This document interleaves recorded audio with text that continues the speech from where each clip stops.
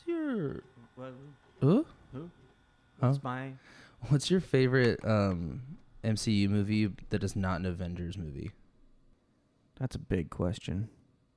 Well, because I know mine. I know mine. We watched. Yours is a Ant-Man, isn't it? Oh my god, you know me so well. Yeah, because it's like a heist movie. Yeah, that because we watched Guardians of the Galaxy and Captain Marvel recently. I mean, I was just thinking about it. I almost want to say by default it's Spider-Man. Like maybe the newest Spider-Man. Actually, I really liked the newest Spider-Man. But Far From Home. Far Away From Home, yeah. But like, I don't like Captain America. Civil War. No. Oh, I thought Civil War. No, the first Avenger. Really gets me. Like it actually like hits me emotionally. Oh, I really would have in a guessed weird Civil way. War.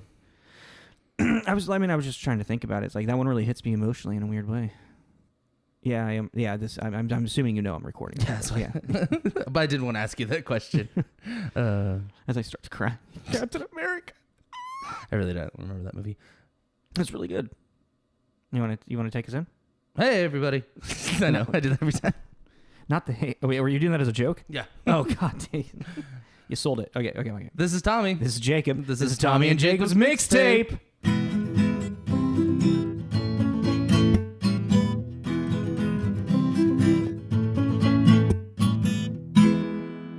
Hey, yo, what's up? Hi. Weasel. I just tried to make a Pauly Shore t-shirt through Custom Ink. And then got sued. And I got denied. I have to get Pauly Shore's permission, apparently. What you said you're going to try and do. So probably sure you're listening. Hell yeah. Can we make a t-shirt? It's an awesome t-shirt design. It's don't say what it is. Okay, keep it. Oh yeah. Keep it. So I hope everybody's enjoying post-election results. The election, that was an edge of your seat tale right there. Oh my God, that was just nerve-wracking. Just anxiety-ridden fucking 4 days, dude. That was a long 4 days. It felt like that was longer. It's like it's like the 5th of November happened, and I didn't see one remember the 5th of November fucking thing, which I think is like probably pretty weird. good. Yeah, right. Oh yeah, I didn't even think about that. I did see a couple of people wearing Guy Fawkes masks, but it didn't register. Well, I mean, the Guy Fawkes mask right now is it's now more just like anonymous. You know, it's been taken, rebranded, kidnapped, re-idolized. I was business skills. I'm trying to do Liam Neeson. I'm failing so hard. Re-symbolified. Yeah, let's be forward. Okay. So this week, we didn't get to tell you guys what we were doing. We didn't know on our last episode. We couldn't find our magic hat, our draw hat. I found it. Yeah, you did. You finally did find it. Mm-hmm. It was in my bag the whole time. We actually did a fun one with this one this time. Is we with a couple of friends, we actually wrote a bunch of movies down and then picked out of that selection. So we didn't just have Tommy and I's point ideas of movies coming through. We had some friends. Do you want to? Oh yes, and the one we pulled from the magic hat or from that particular source is Ready Player One. I'm glad that we got this point of view because this was definitely one that him and I did not write down, and I probably wouldn't have thought about it. I wouldn't have thought about it as well. I mean, whoa, shit. I feel you and I both just kind of very naturally steer into just wanting to talk about the 90s movies. Yeah. Or like early 2000s movies. Yeah, and it was cool that we got one that was so close. Yeah, I know. It's really cool to get one that's so recent and talk about it. Well, it's just funny. It's what's kind of funny is that, yeah, it's super recent, but it's all about 80s shit. It's all about nostalgia. It's all about nostalgia, so I thought that was pretty funny. Ready Player One, my 10-word, 5 MMO friends fight evil tech corporation for control of the world, both real and the virtual. Oh, nice. I like that. I came up when we were sitting here. I've been trying to think of something funny, but I couldn't think of anything funny. I mean, you don't have to do funny all the time. I like puns. So yeah, Ready Player One, it came out in 2018, for those who don't know. And it has a 7.5 rating on IMDb. Yeah. So, I mean, it's... At this moment, until we talk about it, I think that's kind of deserved. Yeah, I mean, I think it's a lot more because of the special effects than anything. Yeah. I mean, it's directed by Steven Spielberg, and actually, it'd be interesting for us to look up for a side beat and like find out what the lowest rated Steven Spielberg movie is, because I would be surprised if he had it. There would probably, I don't think there would be anything lower than like a 6.9 maybe. Well, and that might be Super 8 actually. Now that I think about it. Okay, so you're thinking like maybe Super 8 Super is 8 maybe? the one. Yeah. Because I'm trying to like even like his like cause through his like the late 70s and 80s and whatnot, he like all of his movies like still hold super hard and are gonna be. Temple of Doom. Did he direct Temple of Doom? I thought he did. He? I don't know. Yeah. Did he? Has he done all 4 of the? Oh, dude, then Crystal Skull might be the lowest one. Okay, this is gonna be bad to say. I definitely like Crystal. Yeah, Steven Spielberg. Yeah, I was like, if he didn't, I'm gonna be really surprised. I definitely like Crystal Skull better than Temple of Doom. Really? Yeah, weird, right? I never really liked Temple of Doom. Temple of Doom has a really weird setup right at the beginning. Yeah, it doesn't feel like it. It feels like it almost feels like a made-for-TV Indiana Jones movie compared to the other two. Well, until they rip out the heart, but you know. Yeah, but I would. Well, Temple of Doom would be my kind of guess. Yeah. Anyways, but yeah, so directed by Steven Spielberg, and written Oh yeah, so it has a two writers on it. Zach Penn, who I feel was just kind of more like he was helping make it more like a screenplay. He made it into a movie. I mean, well, him and Ernest Cline worked together. Oh yeah, I know. But it's like he was like, because if you look at what he's done, Zach Penn has done the story for Last Action Hero, one of my favorite Arnold Schwarzenegger movies. Yes, which I knew that. He did the screenplay for Inspector Gadget. Mm-hmm. His career's kind of funny. He has a lot of the early Marvel movies before the MCU. Yes, he does that, but also like you have like Last Action Hero, comedy, Inspector Gadget, family comedy, Behind Enemy Lines that he did the screenplay of. Yeah. Which is a really good, pretty intense World War II sniper movie. I just thought that was out of. And then then he did X2, Elektra, X3, Incredible Hulk, which is the Edward Norton one. Yeah. Okay. And then so like the beginning of the MCU. Yeah, and then Avengers. Yeah. So like Zach Penn's got he's got a pretty storied, pretty good like writing history. Yeah. Which I mean make the movie flowed really well story-wise, like in a sense like that. And it's also one of those really like it's just proven time and time again, especially with Ernest Cline. You need to get the writer on board. Yes. As much as of like a pain in the ass it might be, anything that has done successful movie adaptation from a book, the writer has been there and helping out. Well, that's funny that you say that because this movie has so many differences from the book. Yeah, which I was talking to a mutual friend of ours about that. Oh, yeah.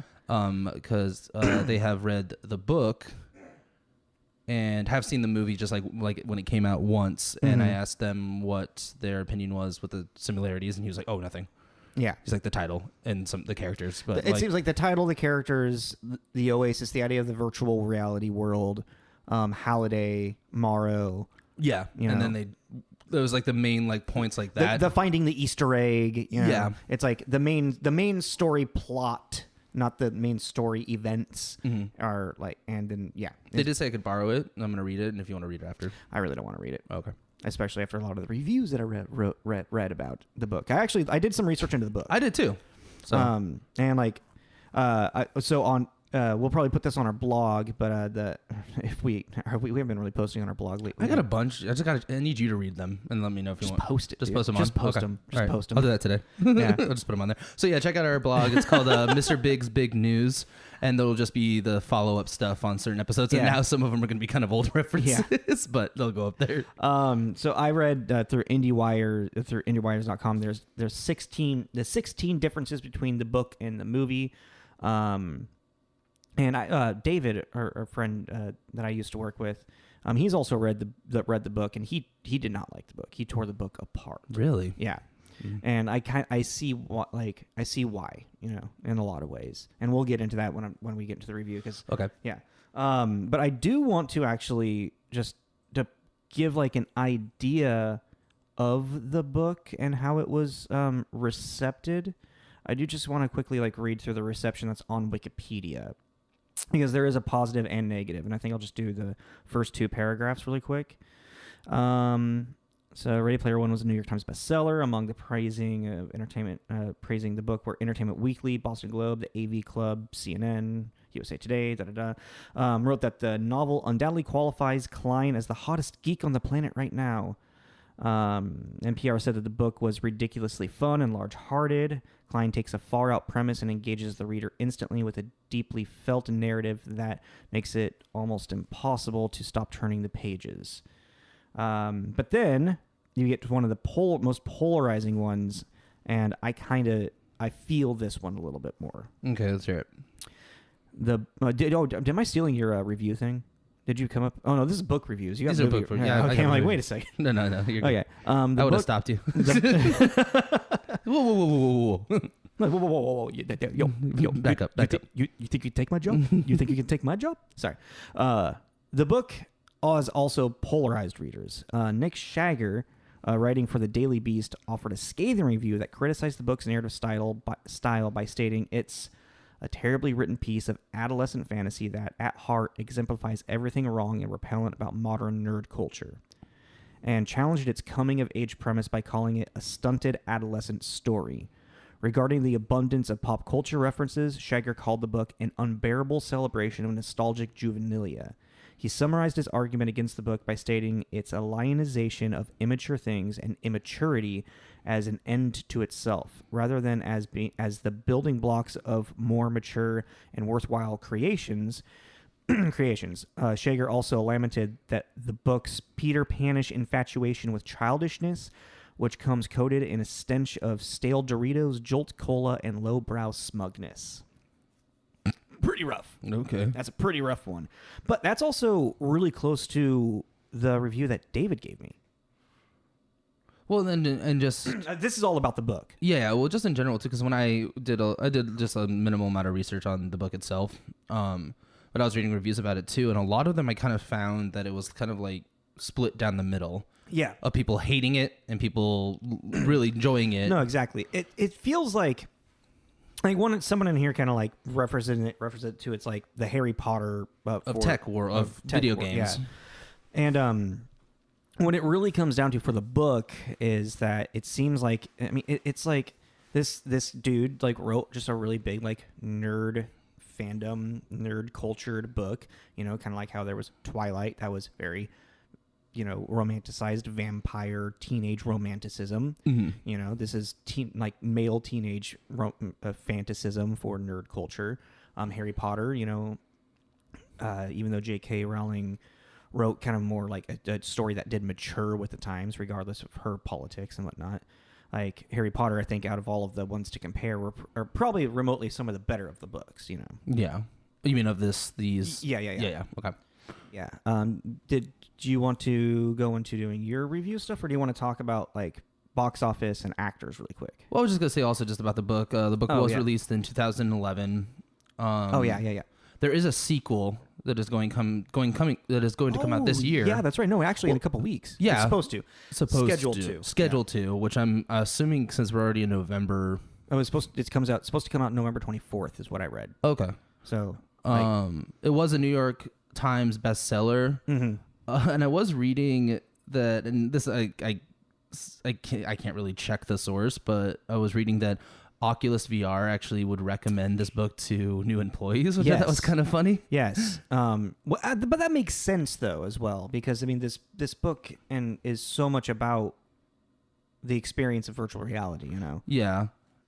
There's a game on Steam called Oasis with 4 VR worlds that you can check out. Yeah. Which I just thought was really kind of cool to this book as a companion to that. I just thought it was kind of interesting. Yeah. But that's all I really had about it. Totally. So you want to go, let's get into, we know the directors, the writers, let's get into actors. Well, really quick, I do want to just point out that special effects team is ILM. Yeah. Illusion, Light and Magic. No, I'm like, it's either Illusion or is it Industrial Light and Magic? Industrial Light and Magic, thank you. Okay, yeah. Industrial Light and Magic. Which, one of the most world-renowned special effects teams on the planet. Like they tied with Lucasfilm. Yeah, they started. Well, Lucasfilm started them. Yeah. And now, yeah. I mean, pretty much every I mean, if Spielberg's name's attached to it, or if Spielberg or Lucas Lucas or Zemeckis, yeah, this is the company they go through and use. Yeah, because they're really good at what they do. Yeah, they're amazing. Very clearly. Every single Star Wars big budget film, I should say. I don't know about the TV movies. Yeah, Jurassic. Yeah. And it has. Yeah, they all use industrial light magic. I mean, Jumanji. We talked about Jumanji a while ago. And they use that. Yeah. Mm-hmm. I mean, yeah, it was with Jumanji they discovered a lot of stuff that they could do. Yeah, like that'd be a really cool company just to intern at. Oh god, just to like kind of learn some stuff. All right. So yeah, let's just quickly go over some of the actors. Do you want to do box office? Oh yeah, I guess we can do box office because this blows my mind. This box office. Why? Because, well, first of all, like I knew going into this, like Marvel and Disney has taken over the fucking film industry, like in the last decade. Yeah. You know, like if like Marvel, this is a good year for movies. Huh? No, I mean, this is a good year for superhero movies. This is a great year for superhero movies, man. I was reading through. I was like, "What? I know, I didn't realize dude. they all came out this year, dude. Fucking so ridiculous." Disney and Marvel and DC, they're owning everything, and they're dominating the entire industry. It's like every year there's going to be an MCU movie pretty much coming out, and it's going to be the #1 movie more or less. Yeah. So it's kind of like it's it's like there was I think it was Martin Scorsese has a quote about how Marvel movies aren't actual movies; they're more like events, and like it's kind of like a Disney park ride. Yeah, I remember that. I remember that review coming out. Yeah, and it's like I think that's an unfair thing to say because they are still in the form of art of making movies, but also at the same time I see his point of view because it's become such a huge phenomenon that it's not even so much about it being a movie anymore than about being it's become bigger than movies. Yeah, you know, which is weird to say. It's very weird to say. But anywho, you want to take us through? Do you want to go through calendar gross or in year gross, or just take us through a little bit of it? Yeah. It's like the number top 10 or whatever. Or well, I mean, we can just say exactly where. Well, I'm just gonna jump back for 1 second because I did forget to get. There are kind of like going on the book. There are 2 reviews here. Mm-hmm. Ian at Sci-Fi Movies. The film is sparkling, spiced with an explosion of pop culture eye candy from members of Gen X. It is a fast and fun romp down memory lane, a pure nostalgic porn. Is this the movie you're gonna do movie reviews right now? Yeah. Oh, okay. Just because it kind of ties into what you were saying, because the next one is Plugged In staff at Plugged In. Spielberg has shaped Ready Player One as an over-caffeinated sensory explosion, which isn't necessarily a positive thing nor negative. It's just kind of like it is what it is. That's it. Yeah. Yeah, it's cool to visually, but all right, moving on kind of thing. Yeah. So like we were saying earlier too with the box office hits of 2018, #1 we got Black Panther, 2 Avengers Infinity War, 3 Incredibles 2, 4 Jurassic World 2, what is that called? Fallen Kingdom. 5 Aquaman, 6 Deadpool 2, and then let's see, the Grinch remake, the animated one. Yeah, I mean, I wouldn't really consider that a remake. That's just, I mean, that's oh yeah, I know. It's another retelling. It's a remake to me because Jim Carrey's my only. Well, I mean, Jim Carrey's is a remake to the original cartoon one from the 70s. I don't care. Don't care about that one either. Mission Impossible: Fallout, Ant-Man and the Wasp, and then Bohemian Rhapsody. Yeah, and Ready Player One falls all the way down to number 24, which I was like, I found it super surprising.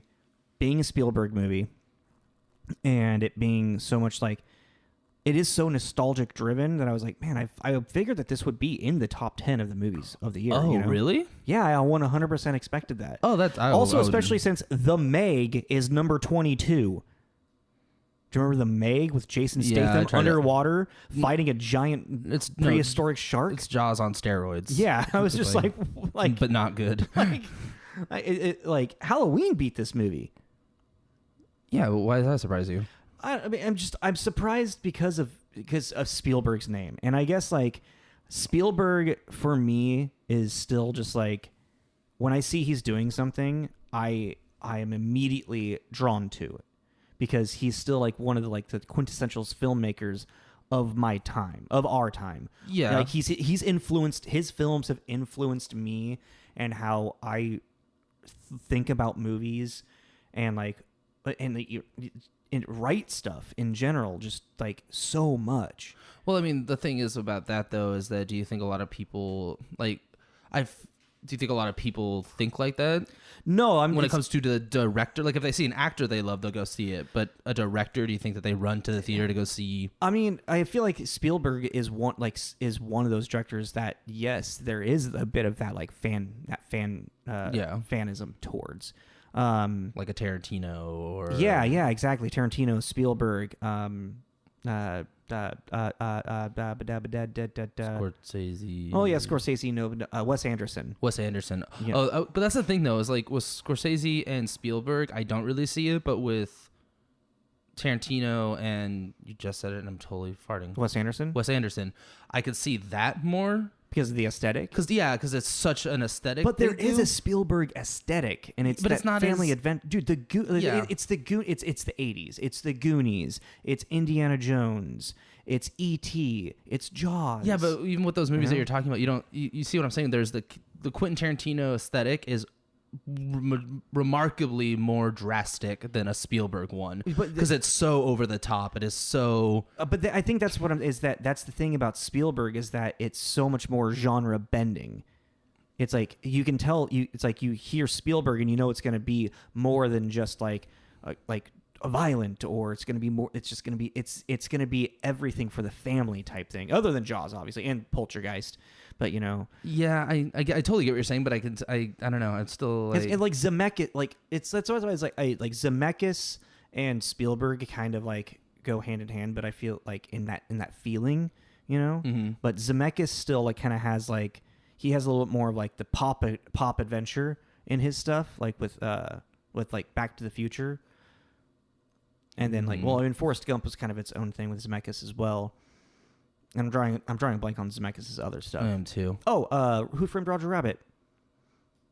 No, that's it's still like, I totally get what you're saying, because it's like if you see those movies, you can see. Oh, I can see. It's like watching a Guy Ritchie. Okay, actually, that Guy Ritchie put him also on the Tarantino side. But I feel like I guess what it's like, since Tarantino and all like Wes Anderson, they're a lot more. They're still older filmmakers, but their influences were Zemeckis and Spielberg and Lucas and Hitchcock and those previous to them as well. Mm-hmm. So like they found their, or like Kevin Smith, they're like they've found their own niche of like how to like do their own genre.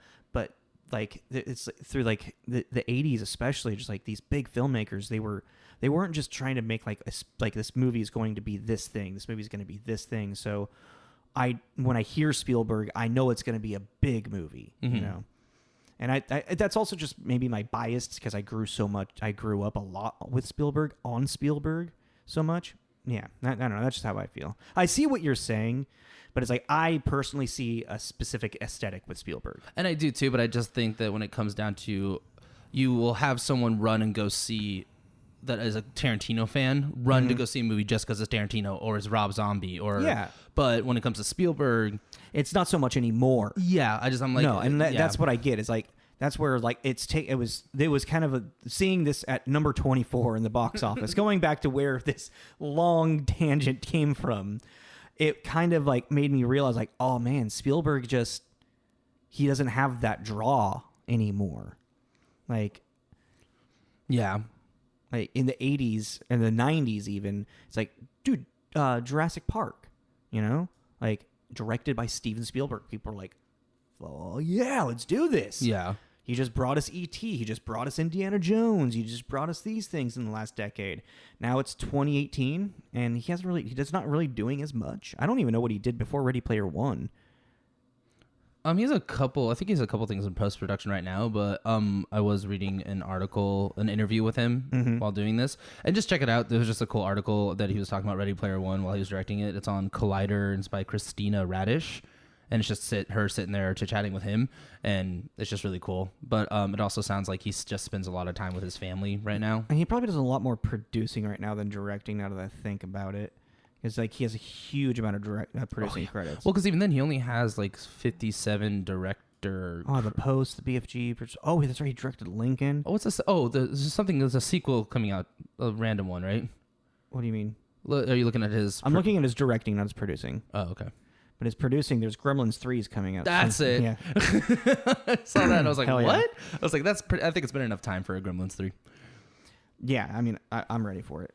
I'm ready for Gremlins 3. Okay. I think we spent a good amount of time talking about where the movie sat at the box office. And just to jump back to what we're talking about for superhero, the 3 honorable mentions that were later down the list, but Venom came out, Spider-Man Into the Spider-Verse came out, and even, this isn't superhero, but just kind of in this fun action Vania Solo. Oh, yeah. Came out. And I just was sitting Disney. Yeah, right. Yeah. Disney and Sony. But yeah, it was just a cool, I really didn't realize that we had a really good year in 2018 where we went and saw, because most of these movies, saw a lot of these movies. We saw them together. Yeah. I was like, wow, we saw a lot of movies this year. I feel like that was like, we were going to the theaters every other week for a minute. Yeah. If not every week. Jesus, yeah. But yeah, so it was, like, I know I say this was a good year for movies pretty much every time, but this was specifically a good year for superhero action adventure kind of stuff.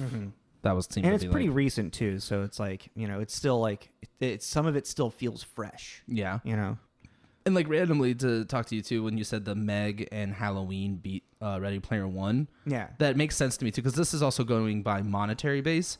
People are going to always go see a horror movie, no matter how stupid or. Yes, that's and that's true. a perfect example. Is you have Halloween, which was a really good movie, like in my opinion, a really cool slasher movie. Yeah, you're talking about the most recent one. Most recent one, yeah. That was I thought that was a really cool installment and how they did it, skipping, just going from one pretty and much two. Taking everything out after the sequel to Halloween. Yeah, and this is technically in canon the third one. I was like, that's cool. And then there's the Meg, which I couldn't sit through, but people love big monster shit. I thought it was funny. I enjoyed it. Did you actually watch all the way through? Yeah. Oh, I couldn't. I was like, I'd rather just watch Jaws at this point. Fuck this. Turned it off. Oh yeah. I mean, do you want to just let's not talk too much about the actors. We can just I mean, the biggest one really is Ty Sheridan, Cyclops from the new one. I didn't actually recognize him until he was wearing the virtual reality helmet. Oh, seriously? Because of the glasses over his eyes? I went, oh, that's who that is. Oh, that's funny. I mean, Olivia Cook is the female lead, Armis Samantha. And then Ben Mendelsohn is the bad guy, Sorrento. But I couldn't really... Yeah. As soon as I look him up, I'm always like, oh, yeah, that's right. He's in this and this and this. Because he's one of those... That's right. He's... mainly, I recognize him from Rogue One, Star Wars. He's a good bad guy. Yeah, he's always he's got that good bad guy face. That's gonna that bad guy that's gonna obviously do bad. They're gonna fail. Yeah, he's a good bad guy. Well, even because when we were watching Captain Marvel, he's in that too. He's the bad guy, or the bad guy, quote unquote, in that. Yeah. Lena Waithe. Oh, did you have more? I was just gonna say with Ben too. Something that really sticks out for me is Dark Knight Rises. He's the one that initially hires Bane. Bane ends up killing him. He's the one that gets thrown out of the plane by Bane? No. That was the scientist. He's the one that hires Catwoman and is in league with Bane, and then he steps up to Bane, which was stupid. Oh, okay. And then Bane kills him pretty brutally. He's that corporate kind of... He's got that corporate sleazy weasel face. Yeah. Sorry, Ben, but you're great at it. No, I mean, but he keeps getting gassed at it. He knows what he's good at. Yeah, and he's making money off of it. So, Lena Waithe, who is more of a producer, and she's a comedian, I should say, more of a comedian.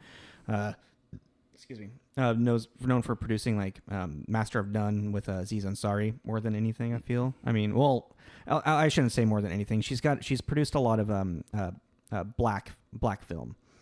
Queen and Slim, which I've been wanting to watch actually for a while. Yeah, I mean, she's probably got. I mean, bad hair. Yeah, she's got a lot of things that would be very good for me to watch as a white guy and learn some things. Yes. I didn't mean that as sarcastic. I truly do mean that. T.J. Miller, comedian as well. More of a voice actor in this. I think he may have done like the. He's kind of just a content creator. T.J. Miller? Yeah, because he has his own, like, he does music. He does comedy. He does. I mean, movie. he's an actor. I mean, yeah, he just kind of has his fingers in a lot of pies. He's a comedian. Yeah. I mean, he's not a. I mean, he can do stand-up comedy, like stand-up's pretty funny. Yeah, pretty good. It's actually. But yeah, no, yeah. Simon Pegg, which I think that might Simon Pegg. I think Simon Pegg and Ty Sheridan are probably the two biggest names in this movie. You mean just like from standing there, recognition, like knowing exactly who they are? Yes. Simon Pegg, if you don't know what we're talking about, is like Shaun of the Dead, Hot Fuzz, Run Fat Boy Run, Truth Seekers, which came out this year, which I want to watch. They're both. You see that both of them are back in a movie or a series together. Oh, that's right. Nick Frost and Simon Pegg.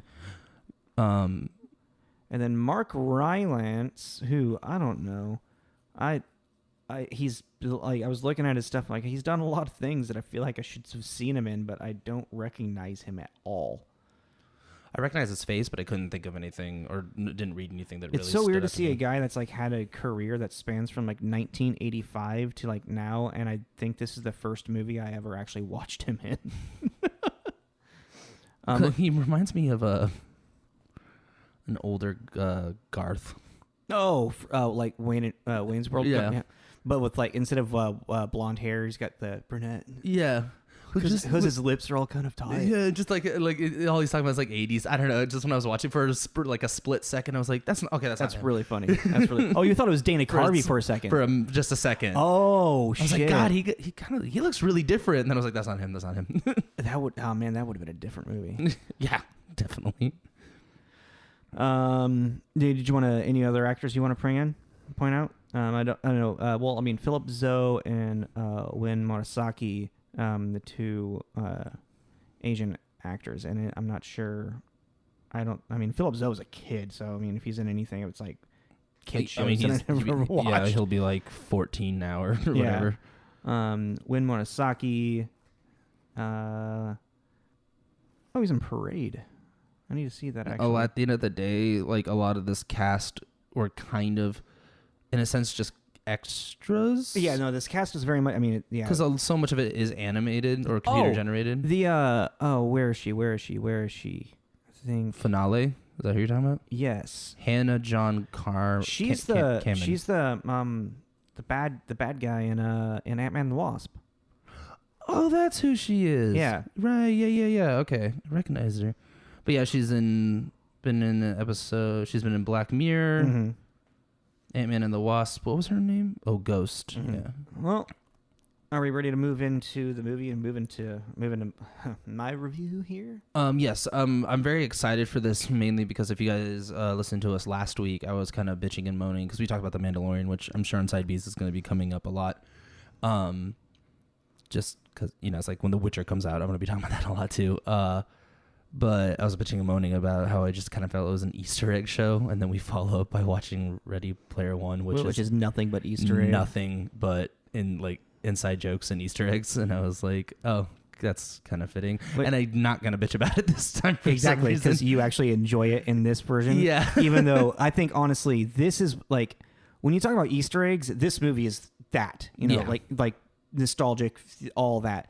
Mandalorian, I feel like it's more nods and homages than Easter eggs. And after watching this, I was like, okay, yeah, this you see what I was trying to defend last week? This is Easter eggs, and it's almost obnoxious. Though it's not almost. It is obnoxious. While, and let's go away putting it as more of like a nod to other past Star Wars things. All right, so inside a movie that is filled to the brim with adventure, amazing special effects, and absurd amount of pop culture references resides the retold story of the underdog boy who, by all odds, takes down the evil corporation and gets the girl. Not to say that this movie is boring, it's not. It's a really fun watch.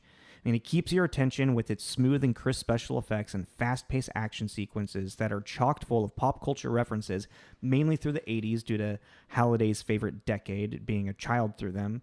But the first 12 minutes of the film give you the entire backstory of the world while progressing the story of the movie forward with ease. You can see Spielberg's expertise of filmmaking shine through in moments like this, as you go from learning about the rules of the world to being in part of the world with simple ease.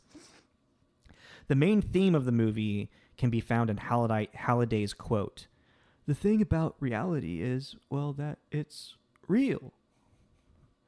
It's a setup of for the story that's for people not facing reality and escaping your real world problems, living in a virtual reality world where you can be the hero that you think or dream to be. Of course, only for the hero, Wade, to realize that the only way to truly live is to live in the real world.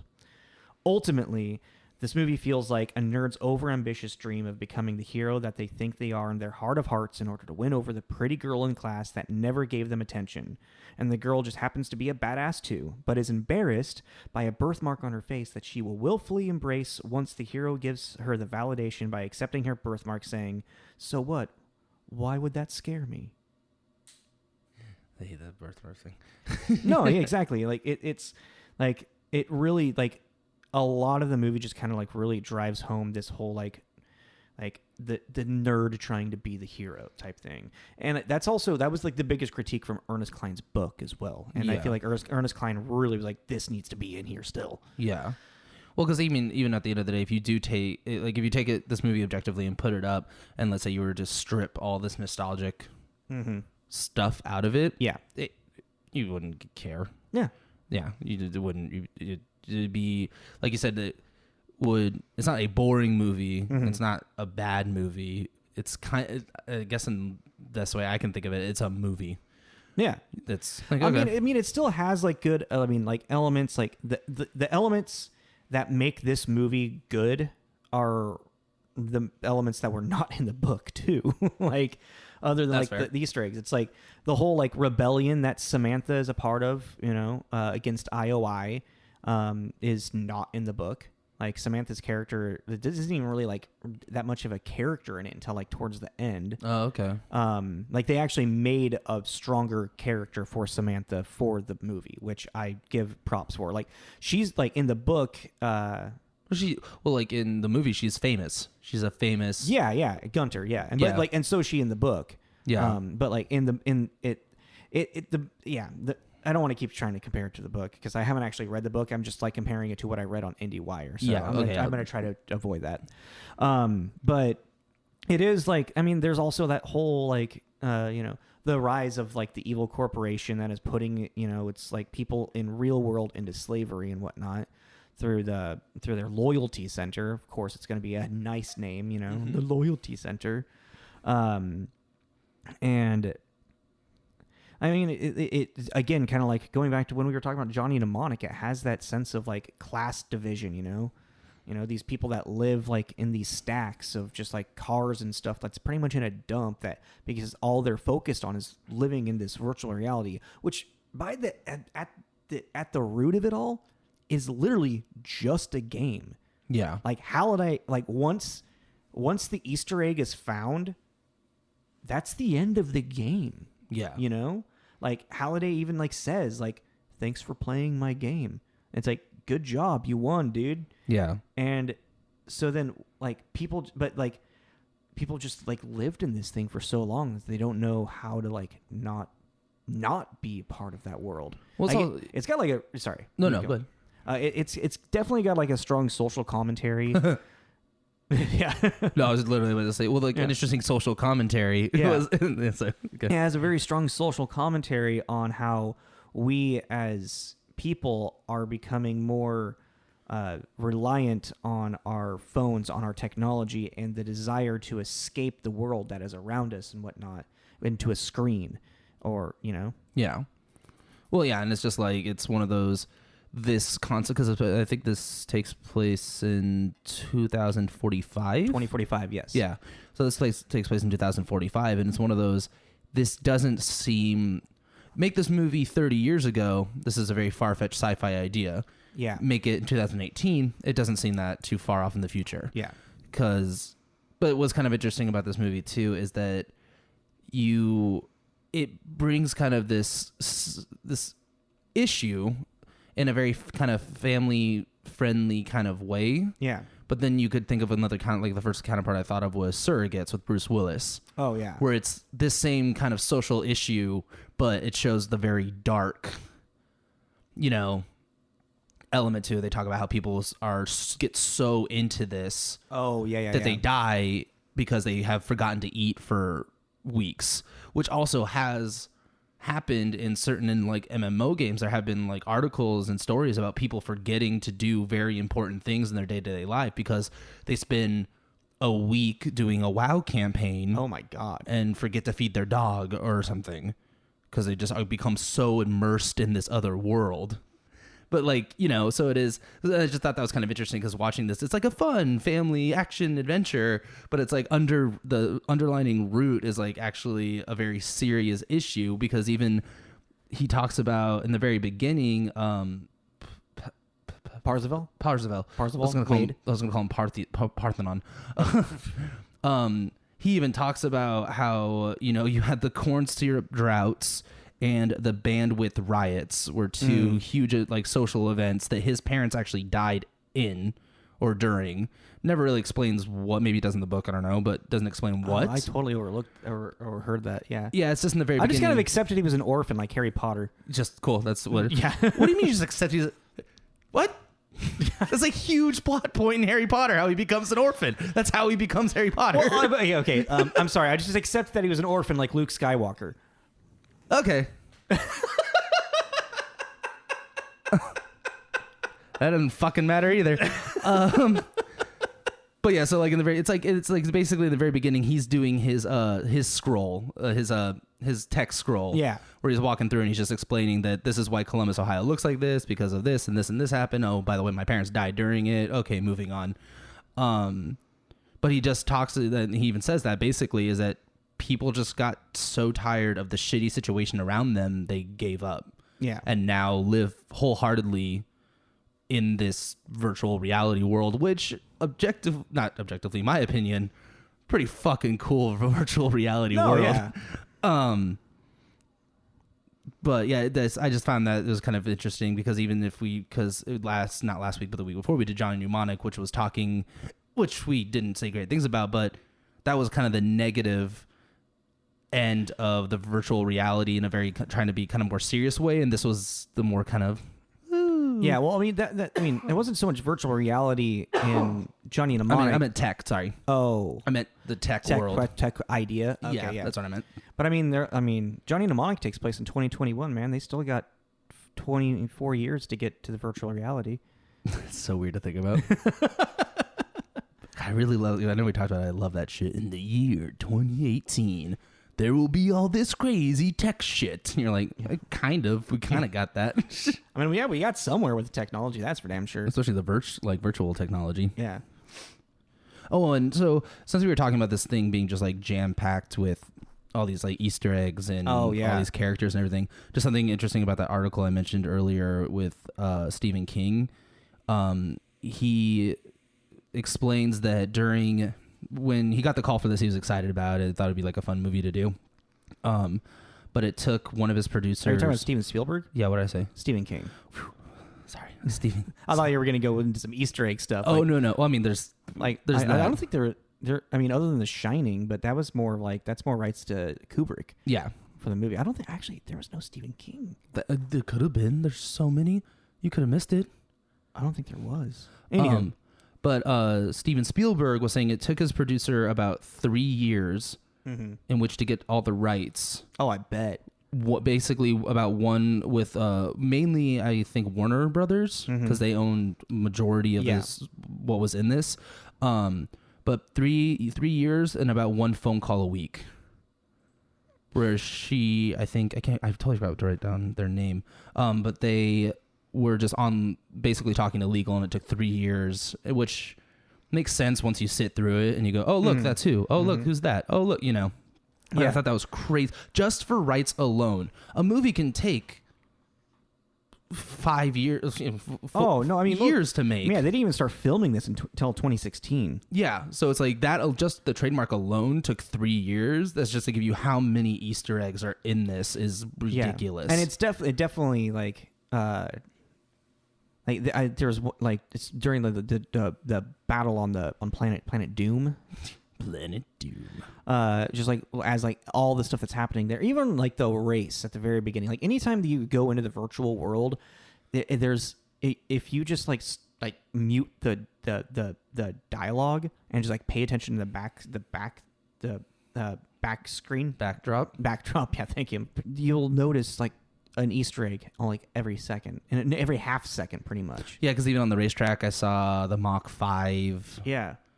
All of the guns are Easter eggs from video games and movies, and King Kong himself's a giant, Easter egg. The Tyrannosaurus Rex in it is the same model as from the first Jurassic Park. Yeah, and it's like there's so many Easter eggs that I don't even think you could really count them all. It's like if someone buys like the skin for Iron Man, that person is Iron Man. No one else can own the skin for Iron Man, or a specific Iron Man skin. You know what I mean? Are you thinking that because of the fact you didn't see 16 million Iron Men running around? Yes. That I didn't think about that. That's a good point. Like, why didn't? Well, you did see a couple. I did see a couple Jokers. There were a couple Batmen. Yeah, but they were different designs of Batman. True, because there was a Batman in the race scene, and he was the Adam West Batman, or they were the Adam West Batman. And there was one other flash of Batman somewhere. Well, there was Batman at the beginning where it's like you can climb a mountain with Batman. That was cool. I want to climb a mountain, Batman. But I learned my skills in the mountains. It's really hot. Gotta go in and out. Bad man, everybody. Thank you, Pete Holmes. Thank you, Pete. Yeah, the Easter eggs are just it's a lot. So yeah, like just to give some kind of like context. So yeah, there's this big virtual reality world. Yeah. Oasis has taken everything over. There's like I guess it would be a subdivision of the company called IOI that was. I think IOI is its own company. They're not part of Oasis. No, they would have to be because I think it was their company that designed it, but then Morrow got out of the company, and then he ended up dying. The designer ended up dying. But Morrow owns all of. No, Morrow signed out. That's right. Yeah. That's right. So I think that is their company, but once he died, and in his will, he made it that whoever finds these keys. So the idea is that the Easter egg, the sole property. Yeah, we haven't even talked about what the actual plot is. Yeah. Yeah. So basically, this, I guess now it kind of becomes that once the creator of this Oasis game has died, it almost becomes public trade because he has made a stipulation inside the game that if you find these 3 magic keys from his avatar, you will be led by clues and riddles and trials and tribulations. You'll be led to an Easter egg, which once you find the Easter egg, you will get the controlling stock of the company. Yeah. So Which the company wants. The IOI wants. So so IOI is the main company, but now since he has done this thing in his will, it has basically now been the company's gone public, and you just need to find the keys to get the controlling majority of stock. Yeah, and the company is using very evil corporation ways of weird to find all of these things, and they don't have the proper resources for it and whatnot. And then that's also is like Wade himself. He's just like obsessed with Halliday. So like just because of his like knowledge of going to the resource center, the resource center. Yeah, the Halliday Academy. Yeah.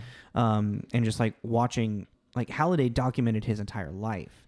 It's really interesting. Is like this movie is so much more about like Halliday's journey in a way than it is about like Wade's journey, you know? Yeah, it really. Well, I would say it's very much their journeys are so intertwined. Yeah, like almost their destinies are very intertwined. Yeah, because Wade learns so much about himself while learning so much about Halliday and what Halliday went through.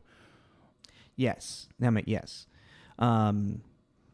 So like the first, to kind of just like put the movie in into order of events type thing.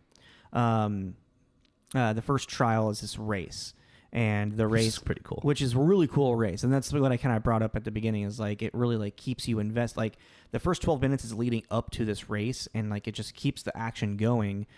It's just cool to see King Kong and the Tyrannosaurus Rex in the same scene together. Yeah, right. There's a lot of like combinations. You'd be like, oh, never thought I'd see that with this. Okay. Mm-hmm. Nobody has been able to find any of these keys. It's been like 45 years since Halliday passed away. Is like what they talk about in the movie. He passed away in 2040.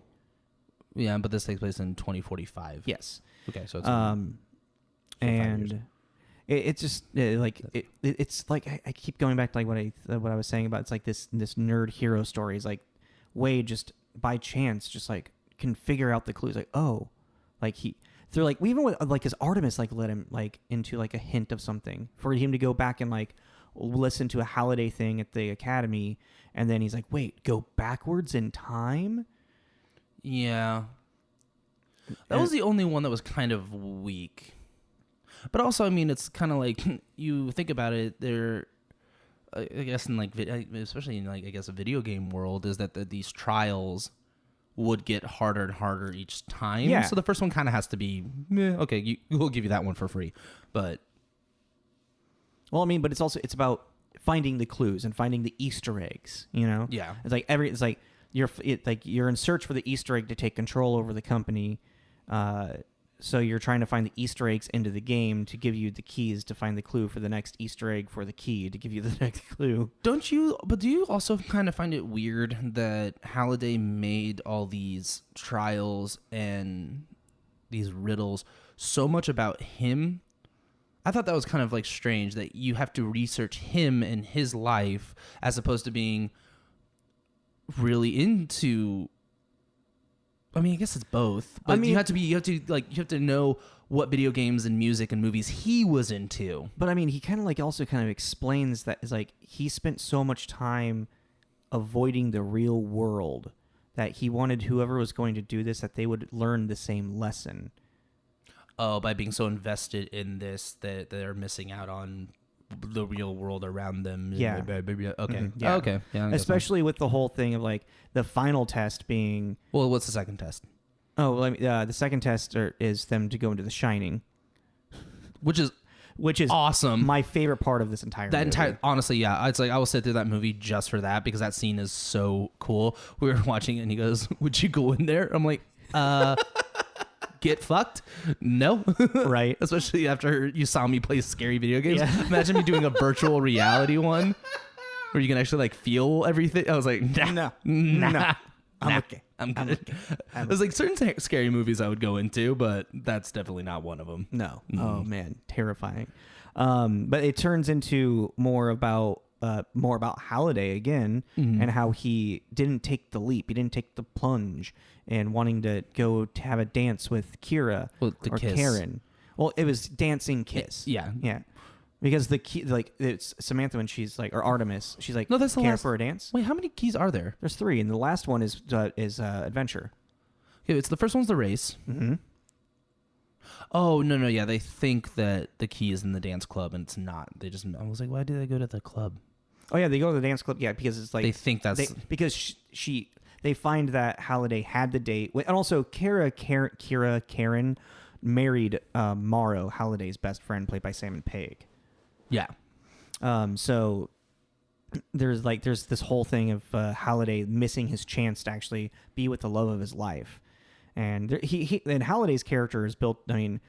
And just in general, like during the when he's telling Morrow about his first date, his first and only date, with Karen, about how she wanted to go dancing, so we watched a movie, that he just couldn't even. He had a hard time branching out and doing something, maybe to him that was just so out of like field of vision that was like, oh, that's not gonna happen. And then they ended up watching a movie.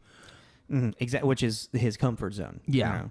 And so then the whole is like inside of The Shinings, because Halliday keeps document of everything he did through his entire life for people to go and like learn about him, which is a weird thing. The museum of him. Yeah, it's like this. I don't know. I was like, oh. Like, I think there's more detail into why it's there in the book.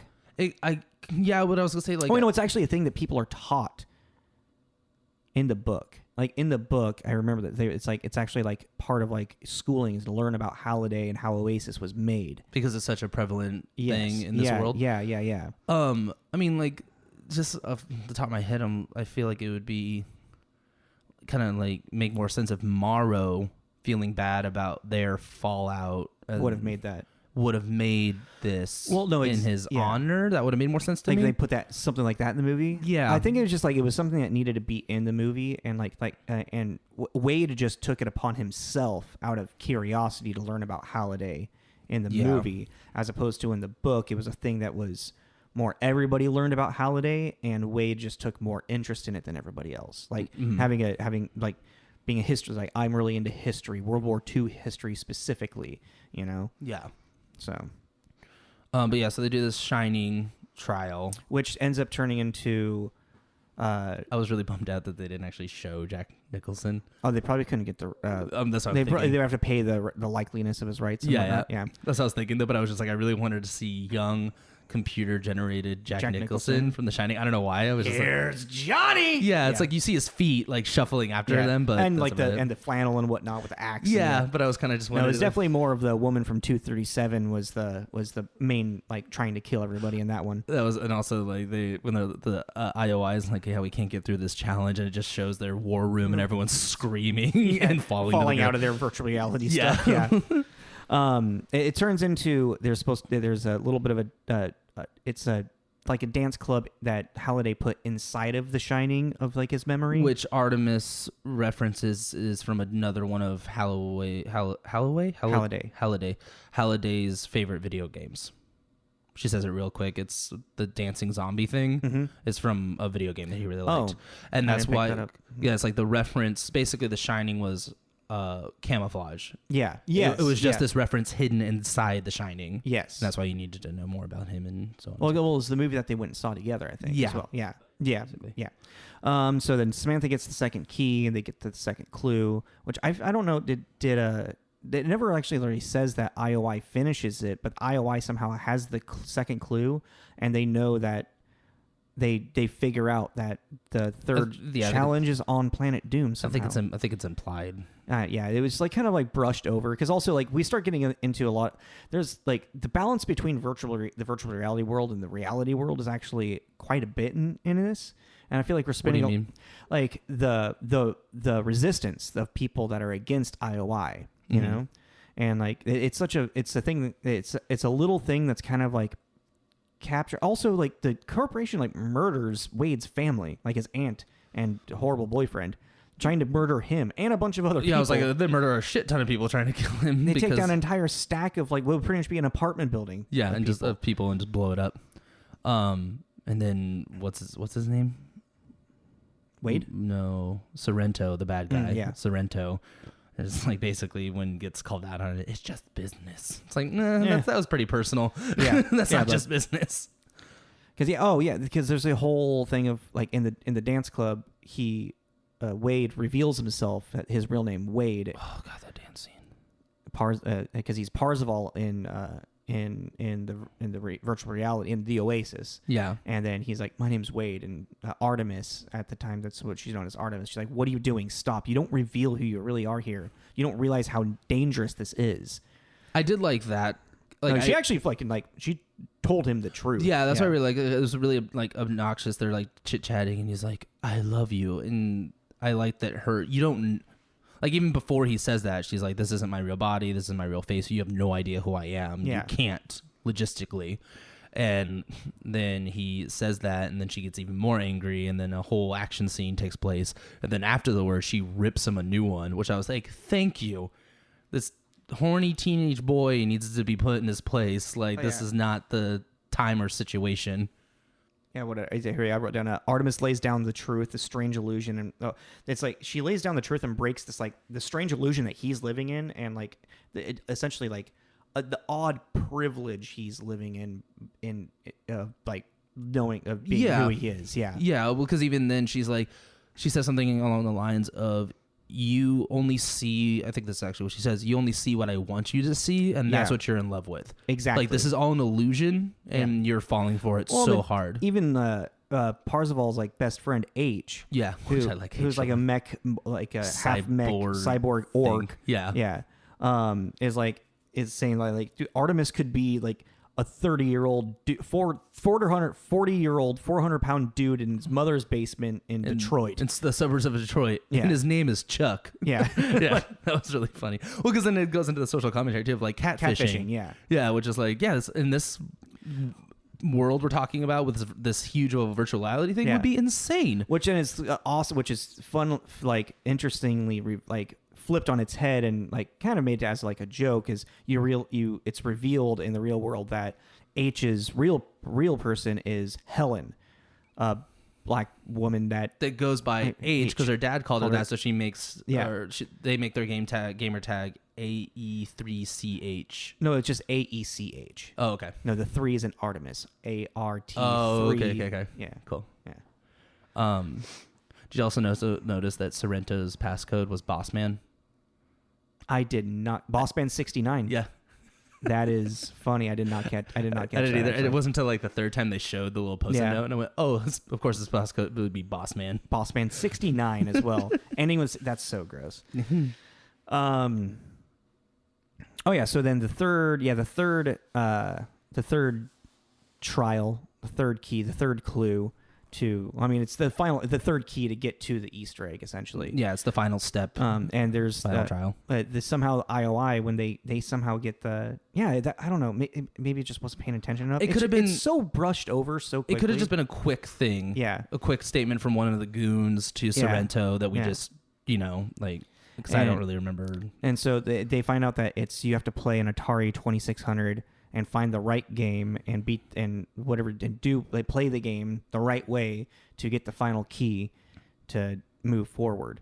Yeah. And the IOIs keep trying it. That's when the whole war on Planet Doom happens, which is a pretty cool fucking fight scene. Well, that's also when the movie really combines, because it's like the way it did it was very much virtual reality, virtual reality. Mm-hmm. This last scene is very much virtual reality. Simultaneously, things are happening. Yeah. So That's a really good. That's point. when they bring them both together, and you see a lot of both. It bridges where it's like the virtual reality and the real world are happening at the same time. Yeah, there's people fighting in the streets. That bothers me so much. What, the fighting in the street? Yeah, how it's like they're just we were laughing about that. Yeah, they're just not hitting each other. No, it's like someone's getting kicked in the face. Yeah, in a second. Well, and that's like one of my biggest problems. I found it kind of, since they don't really explain how really the technology is here it is, and that's just kind of it. That's just, you take it for face value. I mean, they give a little bit of like Halliday and Morrow have been working on it for a long time. Oh yeah, but I mean, what I mean more is the software. Yeah. Because in the beginning when he's talking, he has this whole rig where it has like a treadmill that can move. Oh yeah. He straps himself to the ceiling, and he has the gloves and the goggles. And I wonder how many times Ty Sheridan got caught up in those wires. Probably a lot. But so he can like run around and he won't fall over, or if he does, like something hits him in the game, he won't actually hit the ground. But then when it comes to the big war at the end versus IOI and all the other members of Oasis, I almost said something very different. Sounds like Oasis. It's not. The other members of Oasis, it just cuts to just pandemonium in the streets. Yeah, with a bunch of people wearing their crap. Because Parzival call to arms. A 17-year-old kid has this amazing hero speech, which again, going back to it, just nerd hero story. He's now, it's King Arthur removing the sword from the stone. Yeah. He's now, I call you all because IOI is bad. Yeah, that's basically, and we don't want them. Come here. But yeah, then it just shows like even a couple people that like a couple finale, one of the bad people looks around and says like, what the hell is going on? Because there's just people standing next to a Starbucks, just like punching and kicking and like, air gun. Like, yeah. And I was like, that doesn't make, I don't get it. I thought you needed like a whole rig. I mean, I think the rig is just to guarantee you don't kick someone in the face. It's just like keep you in one spot. Because even like kind of at the beginning, they had like the joke of like how certain people they'll lose all of their stuff like in the virtual reality, and it's the mom that's like playing it. Oh, and the kitchen's on fire. The kitchen's on fire. The kid's like, mom, and she's like, not right now, because she's in the middle of like a death match or whatever. Or the businessman that's sitting at his desk and loses it and tries to jump out the window, and someone has to like tackle him to save him before. Yeah. So I guess that would mean that like you could have this whole rig with the treadmill, or you could use a controller, or you could use like a Wii joystick, Joy-Con thing. I was just being over the top with it. I mean, no, but it's definitely a thing that's really, I thought it is kind of overlooked. Okay, I feel, yeah. But yeah, so the final, this big battle's happening between IOI and their army called the Sixers, and the other members of Oasis, which again is ridiculous Easter egg. Oh God, so many. But that's almost like more fun than actually watching the movie is trying to find which ones you will find. Yeah. Because there's some that are like thrown super in your face, like look what we got, you know, look at my toy. And then there are other ones that are just super in the background, and it's really fun. Like Spawn. I saw Spawn. I saw Spawn. The first one that I noticed actually, as the charge keep comes in, is the 3 Battletoads. Oh my God, that's who they were. That's so funny. Did you see the frogs and wonder who those were? I just didn't. Those were the 3 Battletoads. Oh, that's so funny. Yeah. And then, there's like a split second where you see like Spawn or Deadshot.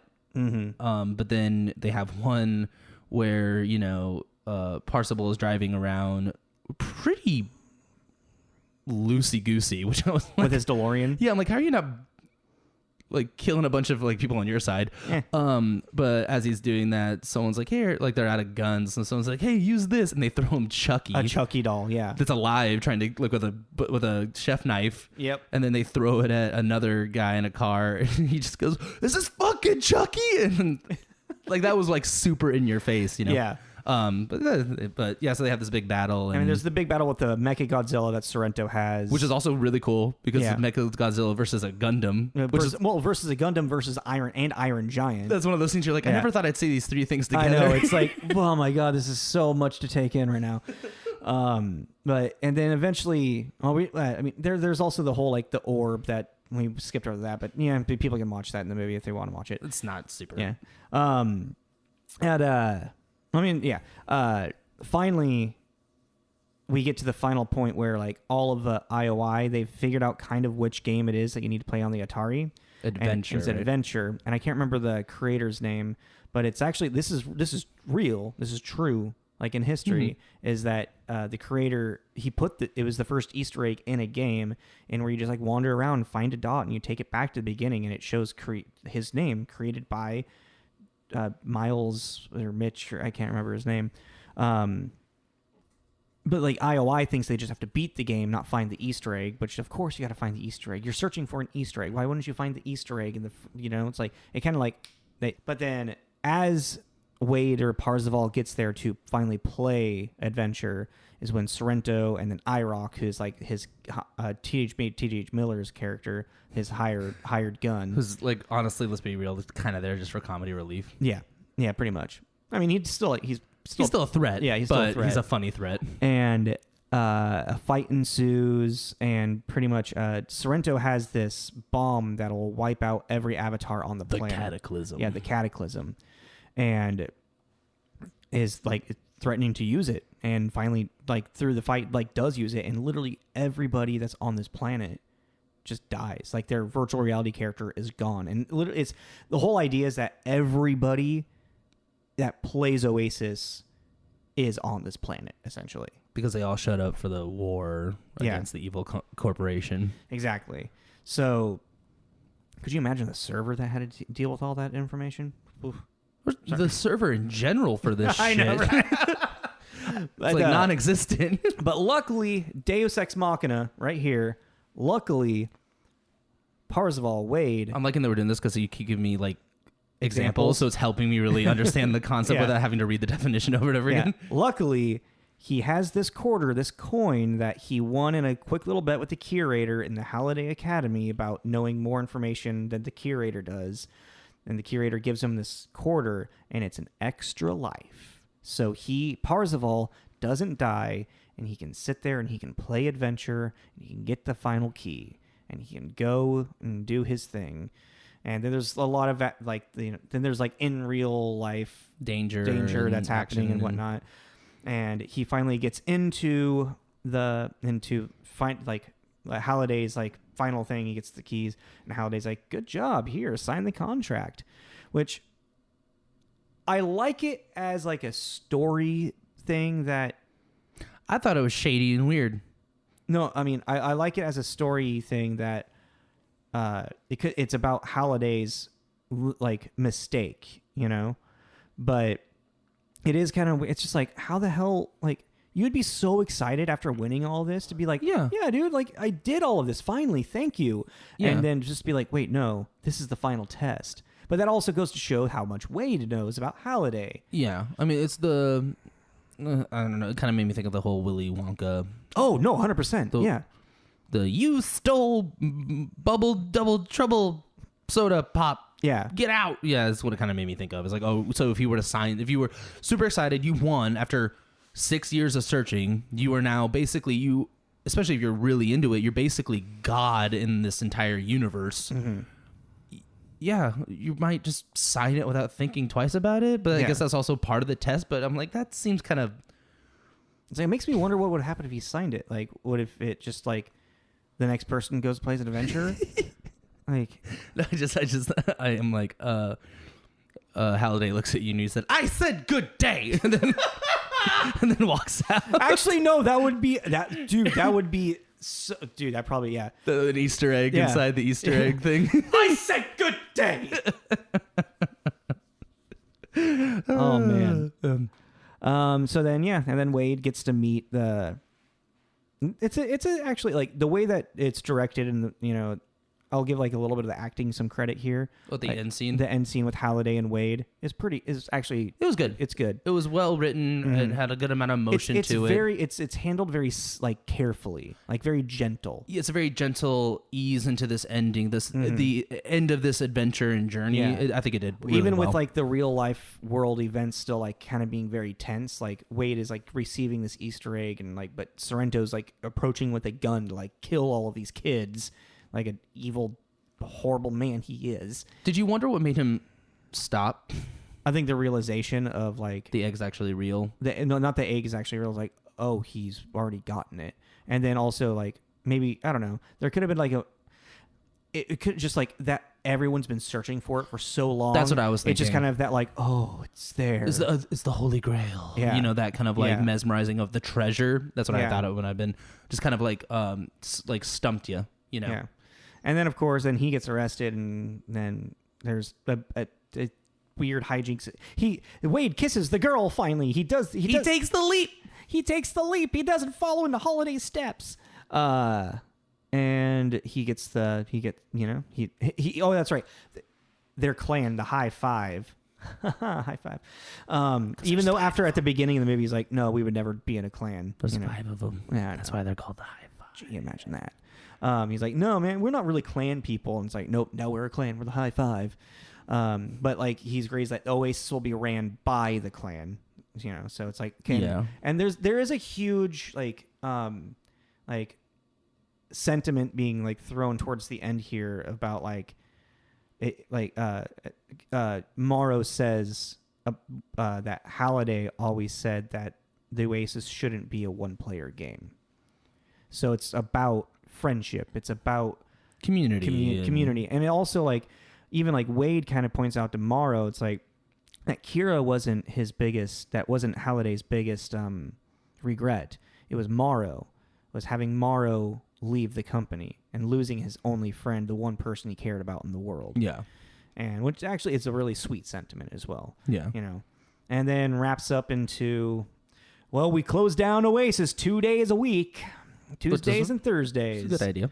So everybody can be in the real world and I can make out with my pretty girlfriend.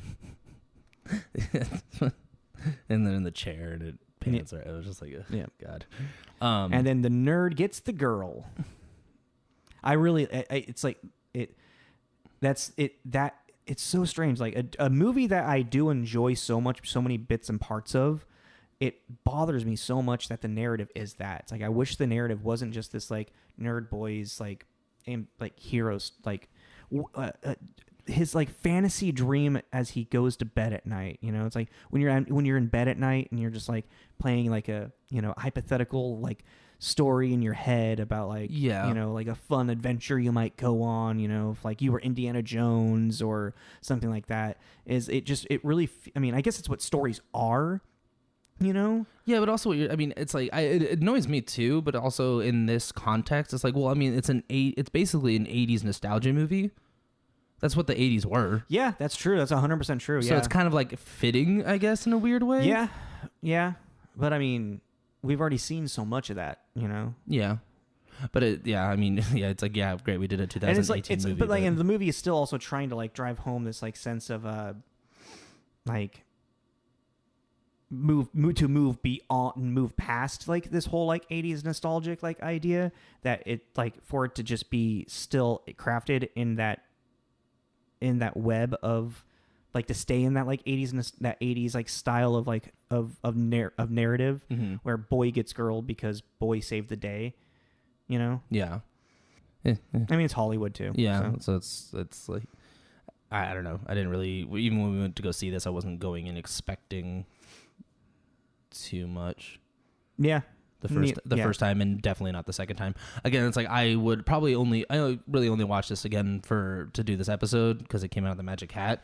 But I mean, I would watch this again in a few years, just again for the Easter egg bit. I mean, if I'm like scrolling through channels and I want something on in the background, like I'll put it on. Like if it's on TNT or something, you know, and it's like, oh, just background noise. Just something to not pay attention to. Yeah. Chime in every now and then. Yeah. Yeah. You know, it's like, I mean, it's fun enough and has a lot of it has a lot of fun Easter eggs. I mean, it's like, why do we always keep going back to why do I always keep back watching Community for background? Why do I always keep going back to Friends? For the sense of nostalgia. So this is a good, it's comfort food, you know, it's comfort for my mind. It's comfort for my ears, you know? Yeah.